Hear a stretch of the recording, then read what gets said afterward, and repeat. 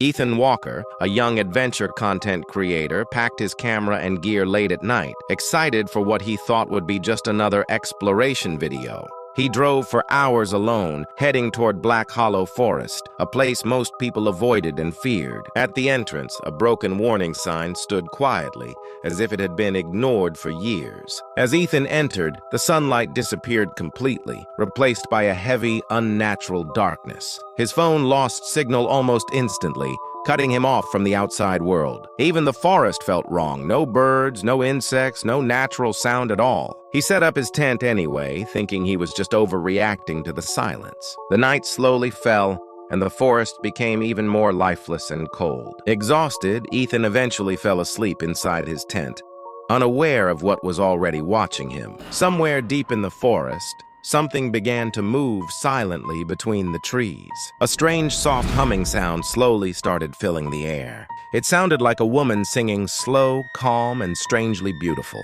Ethan woke up and stepped outside to check what was making the sound. But the forest was completely empty, as if nothing had ever been there. And just like that, the humming stopped instantly. He stood there confused, wondering if it was just his imagination playing tricks. He slowly returned to his tent, trying to ignore the uneasy feeling in his chest. A few minutes later, something outside made a soft tapping sound. Knock, knock, knock. 3 slow and deliberate taps echoed in the silence. His heart started racing as he grabbed his camera and flashlight. He unzipped the tent and looked outside, but there was no one there. Instead, he noticed fresh barefoot footprints in the wet ground. The strange part was, those footprints weren't there before. Against his better judgment, Ethan decided to follow them. The footprints led him deeper into the forest, where the fog became thicker. After walking for several minutes, he saw an old abandoned cabin hidden among the trees. A rusty swing outside the cabin moved slowly, even though there was no wind at all.